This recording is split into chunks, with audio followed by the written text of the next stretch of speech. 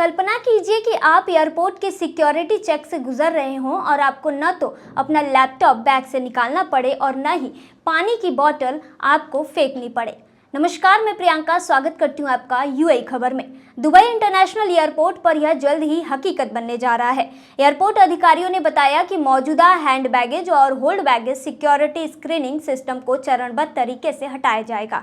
यह पूरी प्रक्रिया 2026 के अंत तक पूरी होगी। इसके बाद यात्रियों को बैग से लैपटॉप और तरल पदार्थ यानी लिक्विड निकालने की जरूरत नहीं रहेगी। अधिकारियों का कहना है कि नई तकनीक से सुरक्षा जांच न केवल तेज और आसान होगी, बल्कि यात्रियों का सफर भी तनाव मुक्त और आरामदायक बनेगा।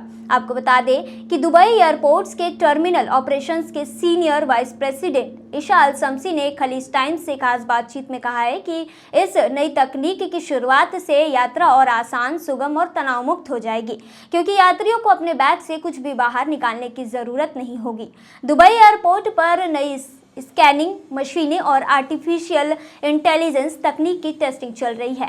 इनकी मदद से यात्रियों को अब सुरक्षा जांच के दौरान लैपटॉप, परफ्यूम, क्रीम या 100 ml से ज़्यादा तरल पदार्थ यानी कि लिक्विड्स बाहर निकालने की ज़रूरत नहीं होगी। आपको बता दें कि मई 2025 में दुबई एविएशन इंजीनियरिंग प्रोजेक्ट्स के स्मिथ डिटेक्शन कंपनी को कॉन्ट्रैक्ट दिया गया है, जिसके तहत एयरपोर्ट के तीनों टर्मिनल पर यह नई तकनीक लगाई जाएगी। इसका मकसद सुरक्षा को और बेहतर बनाना है। आपको बता दें कि यह अत्याधुनिक scanner high resolution 3D image बनाते हैं। इससे यात्री अपने बैग में ही इलेक्ट्रॉनिक सामान और लिक्विड रख सकते हैं, जिससे चेकिंग का समय काफ़ी कम हो जाएगा। दुबई एयरपोर्ट के टर्मिनल ऑपरेशंस के सीनियर वाइस प्रेसिडेंट ईशा अल शम्सी ने कहा है कि यह बदलाव यात्रियों की यात्रा को और भी सुविधाजनक बना देगा। लेकिन उससे पहले अगर आपने अभी तक अरब टाइम्स ऐप को डाउनलोड नहीं किया है तो फटाफट कर लीजिए। बता दें कि डाउनलोड करने के लिए आपको ज़्यादा कुछ करने की ज़रूरत नहीं है। जाना है प्ले स्टोर पर, सर्च करना है अरब टाइम्स ऐप, वहाँ पर आपको ऐप दिख जाएगा, आप उसे डाउनलोड कर सकते हैं। तो डाउनलोड ना। आपको बता दें कि दुबई इंटरनेशनल एयरपोर्ट पर यात्रियों की संख्या में लगातार बढ़ोतरी हो रही है और नए नए रिकॉर्ड बन रहे हैं। इस बढ़ती भीड़ को संभालने के लिए दुबई एयरपोर्ट नई तकनीक और आधुनिक सुविधाएं अपना रहा है। आपको बता दें कि यात्रियों को तेज, आसान और आरामदायक सफर मिल सके, इसके लिए एयरपोर्ट लगातार काम कर रहा है। दुबई एयरपोर्ट के अनुसार साल 2025 की पहली छमाही में एयरपोर्ट ने 4.6 करोड़ यात्रियों को संभाला। यह पिछले साल की तुलना में 2.3% ज़्यादा है। एयरपोर्ट के इतिहास का सबसे व्यस्त पहला आधा साल रहा है। सिर्फ दूसरी तिमाही की बात करें तो 2.25 करोड़ यात्री एयरपोर्ट से गुजरे, जो पिछले साल के इसी अवधि के 3.1% से ज़्यादा है। अप्रैल 2025 सबसे व्यस्त महीना रहा, जब अकेले 80 लाख यात्री दुबई एयरपोर्ट से गुजरे। अब तक का यह अप्रैल सबसे व्यस्त अप्रैल माना जा रहा है। आपको बता दें कि दुबई एयरपोर्ट एआई आधारित सिस्टम लाने की भी फिराक में है। यात्रियों की संख्या में लगातार बढ़ोतरी इस बात को साफ दिखाती है कि यात्रियों को अब एआई की भी ज़रूरत है, यानी एयरपोर्ट के विस्तार और भविष्य की ज़रूरतों के लिए स्मार्ट और बेहतर समाधान की आवश्यकता है। दुबई एयरपोर्ट फिलहाल टर्मिनल 3 पर नई स्क्रीनिंग तकनीक की टेस्टिंग कर रहा है, जिसे सिर्फ एमिरेट एयरलाइन इस्तेमाल करती है। आपको बता दें कि टर्मिनल ऑपरेशंस के सीनियर वाइस प्रेसिडेंट ईशा अल शम्सी ने बताया कि इस प्रोजेक्ट का दायरा बहुत बड़ा है। इसमें करीब 140 पुरानी हैंड हेल्ड मशीनों का बदलना शामिल है। उन्होंने कहा कि यह एक बड़ा काम है, जिसमें इंफ्रास्ट्रक्चर में भी बदलाव करने होंगे, इसलिए इसे पूरा करने में समय लगेगा। इसके अलावा शम्सी ने यह भी बताया कि दुबई एयरपोर्ट आर्टिफिशियल इंटेलिजेंस यानी एआई आधारित सिस्टम लाने पर भी काम कर रहा है। इसका मकसद एयरक्राफ्ट टर्न अराउंड टाइम घटाना है और ऑपरेशन दक्षता को और भी बेहतर करना है। देखते रहिए यूएई खबर। धन्यवाद। यूएई खबर अब बंद हो रहा है, लेकिन घबराइए मत, क्योंकि यूएई खबर हिंदी है आपकी मदद के लिए। देखिए, अभी तक यूएई खबर पर आपको सब कुछ मिलता था, जो भी यूएई से रिलेटेड जानकारी थी, बुलेटिन्स थे जिसमें आपको डेली अपडेट मिल रहे थे, सब कुछ मिल रहा था। ये सभी चीज़ें आपको अब मिलेंगी यूएई खबर हिंदी पर। यूएई खबर जो है वो कुछ दिन बाद चलना बंद हो जाएगा। अब आपको सभी अपडेट्स मिलेंगे यूएई खबर हिंदी पर, तो फटाफट जाएं वहाँ पर। आपको इस वीडियो के जो डिस्क्रिप्शन है उसमें लिंक मिल जाएगा या फिर कमेंट सेक्शन में लिंक मिल जाएगा। जल्दी जाए और फटाफट उसे सब्सक्राइब कर ले, ताकि आपकी अपडेट आपसे दूर ना रहे।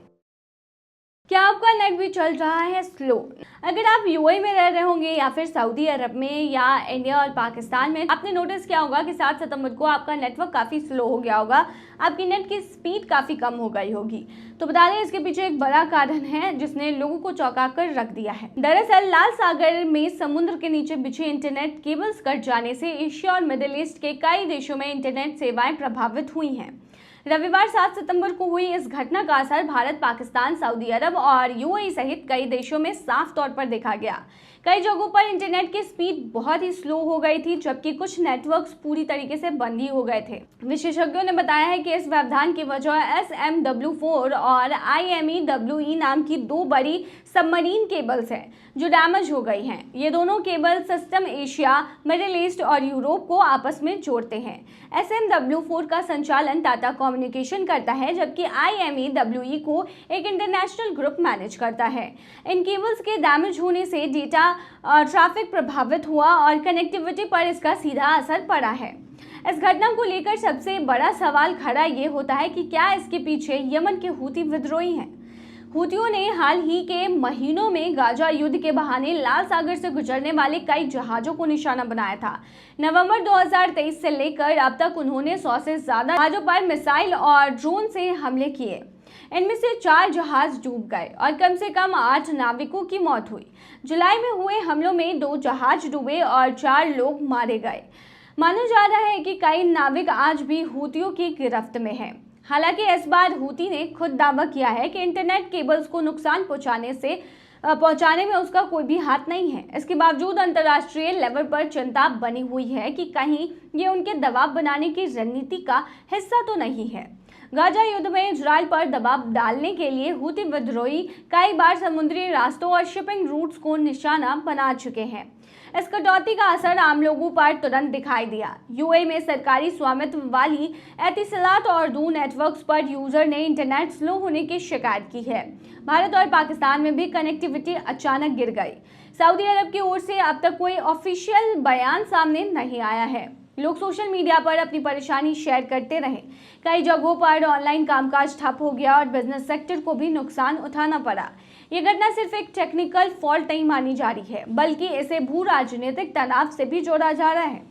हूती विद्रोही लगातार गाजा युद्ध को खत्म करवाने के लिए दबाव बना रहे हैं। दूसरी ओर अमेरिका और ईरान के बीच परमाणु कार्यक्रम को लेकर तनातनी बढ़ गई है।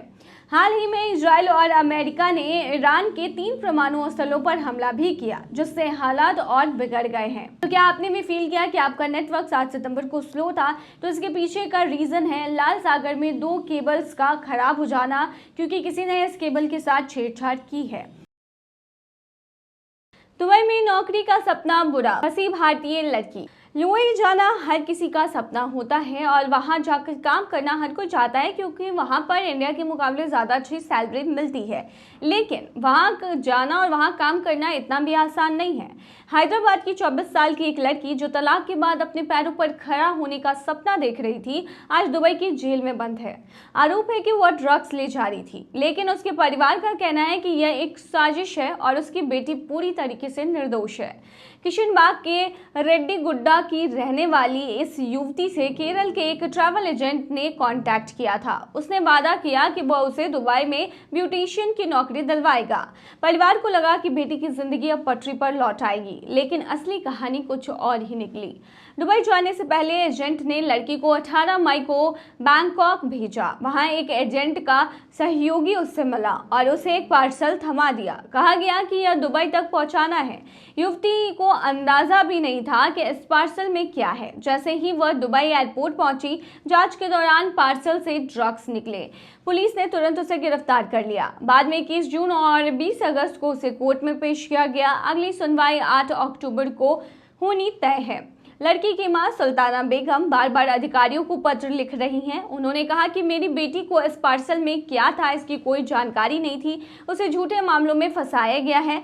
परिवार ने 26 जुलाई और 29 अगस्त को विदेश मंत्री एस जयशंकर को भी पत्र लिखकर मदद की अपील की। अब उन्होंने मुख्यमंत्री रेवंत रेड्डी को पत्र लिखकर कहा है कि बेटी को कम से कम कानूनी मदद दिलाई जाए। परिवार चाहता है कि सरकार दुबई स्थित भारतीय महावाणिज्यिक दूतावास से बात करे, जेल में बेटी से मुलाकात कराए और उसे वकील उपलब्ध कराए। उनका कहना है कि अगर समय रहते मदद नहीं मिली तो उनकी बेटी की जिंदगी बर्बाद हो जाएगी।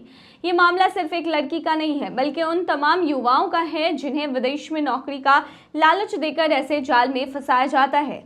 अगर आप भी दुबई जाना चाहते हैं तो ये बात गांठ बांध ले कि वहां पर ड्रग्स तस्करी करना एक बहुत बड़ा अपराध माना जाता है।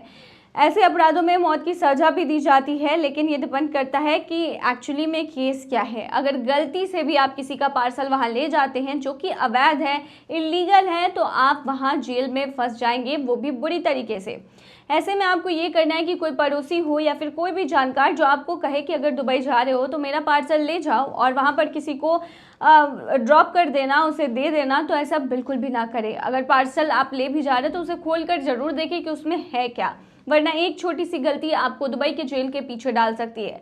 फिर से वहाँ से निकलना काफ़ी मुश्किल होगा, क्योंकि वहाँ पर किलो का खर्च और जो भी खर्च होता है वो दिरहम में होता है और खुद को इनोसेंट प्रूफ करना बहुत मुश्किल हो जाता है। तो ऐसी गलती भूल कर भी ना करें।